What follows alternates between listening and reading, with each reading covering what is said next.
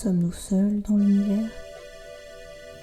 Oui, je sais, cette question est plus vieille que le plus vieux des philosophes barbus que je pourrais jamais citer.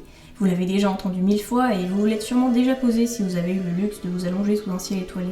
Je vais pas m'étendre sur la portée philosophique de la chose, mais non, nous ne sommes probablement pas seuls dans l'univers.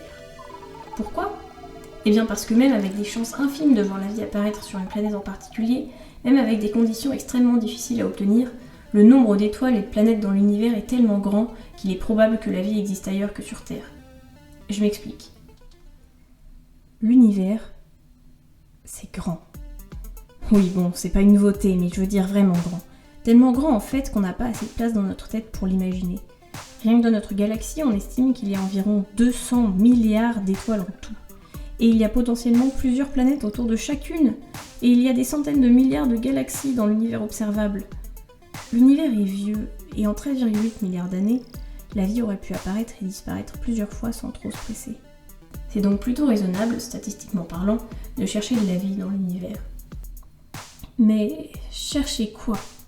On n'a aucune idée de ce à quoi pourrait ressembler une vie radicalement différente de la nôtre, ni de l'environnement nécessaire à son apparition.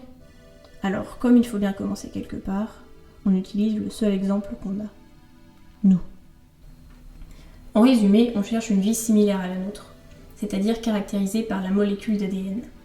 L'ADN est constitué de sucre et d'acides aminés. Ce sont des molécules organiques, c'est-à-dire à base de carbone. Elles se forment dans l'eau. On peut donc dire que le carbone et l'eau sont un duo essentiel à la vie. Le carbone est un atome stable et avec beaucoup de liaisons pour s'accrocher aux autres atomes. Il en existe d'autres comme le silicium, mais les liaisons du carbone ont un avantage. Elles ne sont pas trop fragiles, mais pas trop solides non plus, ce qui permet aux molécules qu'ils composent d'évoluer facilement. Des molécules formées autour du silicium seraient plus stables, mais évolueraient à peine. L'eau, elle, est un très bon solvant. Solvant, ça veut dire qu'elle permet aux molécules de se diluer et de se mélanger. En plus, elle favorise les réactions chimiques entre molécules. Pour que ces réactions chimiques se fassent, il faut une source d'énergie, comme la chaleur. Cependant, si l'eau liquide est une condition à son apparition, ce n'est pas une preuve de la présence de la vie. Alors après en avoir trouvé, on cherche, non pas ce qui permet la vie, mais ce que la vie produit. Des biosignatures. Il y a les plus évidentes. Des messages directs, des fossiles, certaines molécules organiques. Il y a aussi des signatures indirectes.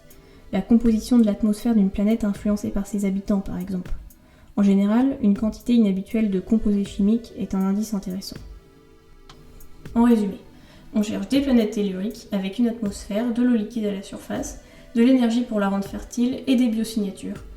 Avec de la chance, on trouvera des bactéries. Quoi, plus de temps ? Mais attendez, j'ai pas fini !